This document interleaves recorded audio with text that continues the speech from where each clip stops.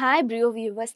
இப்போ இருக்க நம்மளோட டெய்லி லைஃப்ல ஃபோட்டோகிராஃபுங்கிறது ரொம்ப முக்கியமாயிடுச்சுன்னே சொல்லலாம். டெய்லி ஒரு செல்ஃபி இல்லாட்டி ஸ்னாப்ல ஃபோட்டோ போடாம நிறைய பேருக்கு இங்க தூக்கமே வராது. ஏன்னா அந்த அளவுக்கு ஃபோட்டோகிராஃப்ஸ்ல அடிக்ட் ஆயிட்டாங்க.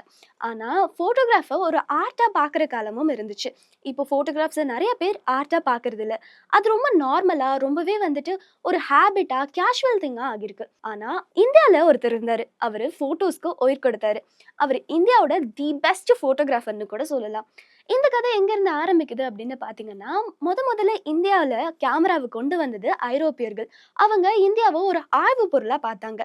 ஸோ அப்போ இந்தியாவில் நிறைய ஃபோட்டோஸ் எடுத்து அதுலேருந்து ரிசர்ச் பண்ணுறது இந்த மாதிரியான பர்பஸ்க்கு யூஸ் பண்ணாங்க. இதை தொடர்ந்து கேமரா உள்ளெல்லாம் வந்துருச்சு. இப்போ நம்மளோட ஹீரோக்கு வருவோம். அவர் தான் ரகுராய். இந்தியாவோட தி பெஸ்ட் ஃபோட்டோகிராஃபர்னு சொன்னேன் இல்லையா?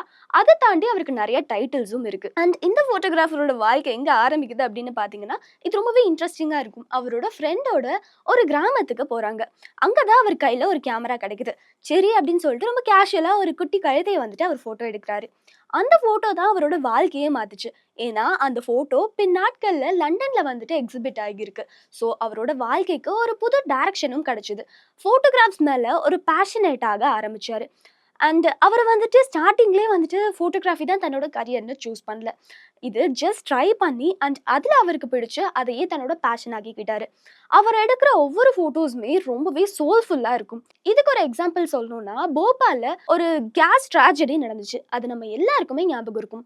இந்தியாவில் அது ஒரு ஆறாத காயமாக இருக்குன்னு கூட சொல்லலாம். ஸோ அந்த மாதிரி ஒரு டைம்ல இவர் ஒரு ஃபோட்டோ எடுக்கிறாரு. ஒரு குழந்தை மண்ணில் புதைக்கிற மாதிரி ஒரு ஃபோட்டோ. அந்த ஃபோட்டோ ரொம்ப பவர்ஃபுல்லாக இருந்துச்சு.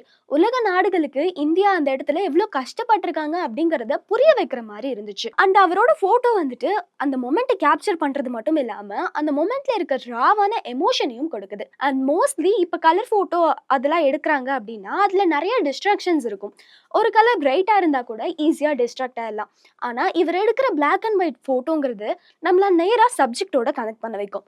அது இவரோட ஸ்பெஷாலிட்டின்னு கூட சொல்லலாம். ஸ்டார்டிங்ல இவர் தி ஸ்டேட்மெண்ட்ஸ் நியூஸ் பேப்பர் அப்படிங்கிற ஒரு கம்பெனியில் ஒர்க் பண்ணிட்டு இருந்தார். அதுக்கு பிறகு இந்தியா டுடேல மேகசின்க்கு ஒர்க் பண்ண ஆரம்பிச்சாரு. அவரோட ஃபோட்டோகிராஃபிஸ்லாம் ரொம்ப ஸ்ட்ராங்காக இருக்கும். ஒரு பொலிட்டீஷியனாக இருந்தாலும் சரி, ஒரு சாதாரண மக்களாக இருந்தாலும் சரி, ரெண்டு பேரையுமே ஈக்குவலி ஸ்ட்ராங்காக காமிச்சிருப்பாரு. அண்ட் அதுக்காக ஒரு perfect example, the best example அப்படின்னு பார்த்தோம் அப்படின்னா, இந்திரா காந்தியை இவர் கேண்டிட் ஃபோட்டோஸ் எடுத்திருப்பாரு. அதில் ரொம்பவே ஒரு ராவான எமோஷன்ஸ் நம்மளால ஃபீல் பண்ண வைக்கிற மாதிரி கொடுத்திருந்தாரு. ஒரு பக்கம் அந்த ஃபோட்டோவில் ஒரு ஸ்ட்ராங் இண்டிபெண்ட் அத்தாரிட்டேட்டிவ் விமனை பார்க்க முடியும். அதே பக்கம் ஒரு லோன்லியான தனியான ஒரு தனிமையை ஃபீல் பண்ற விமனையும் நம்மளால பார்க்க முடியும். இந்த மாதிரி அவரோட போட்டோஸே ஸ்டோரி சொல்லும். அவங்கள மட்டும் இல்லாம மதர் தெரசா, டலாய் லாமா, எம்.எஸ். சுப்புலட்சுமி போன்ற ஆளுமைகளையும் அவர் போட்டோ எடுத்திருக்காரு. அண்ட் இந்தியாவில் அவர் எடுத்த ஒவ்வொரு போட்டோவுமே ஒவ்வொரு ஸ்டோரி சொல்லும்.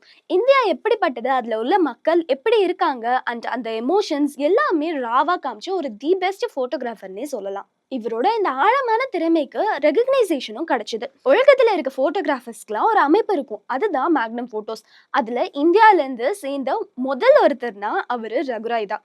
அண்ட் இந்தியன் கவர்மெண்ட்டும் அவருக்கு நிறைய ரெகக்னைசேஷன் கொடுத்துச்சுன்னே சொல்லலாம். அதுல 1972 பத்மஸ்ரீ அவார்ட் கொடுத்தாங்க.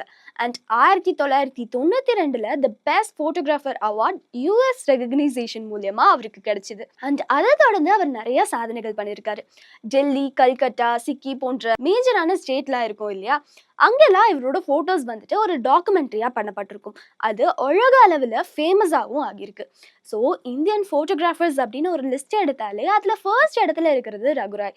அண்ட் அவரோட ஃபோட்டோஸ் எல்லாமே ஒரு மீனிங்ஃபுல், ஆர்ட்ஃபுல், அது எல்லாத்தையுமே தாண்டி ஒரு எமோஷனல் கனெக்ட் கொடுக்குற ஒரு பயங்கரமான ஒரு சூப்பரான ஆழமான பிக்சரா இருந்துட்டு இருக்கு. அவரு நிறைய விஷயங்கள் போட்டோகிராஃப்ஸை பத்தி ஷேர் பண்ணியிருக்காரு. போட்டோகிராஃப்ஸ் கேன் பி ரீரிட்டன் அப்படின்னா, நம்மளால எந்த ஒரு இன்சிடென்ட்டையும் மறுபடியும் மாற்றி எழுத முடியும். ஆனால் ஃபோட்டோஸ் அப்படி கிடையாது.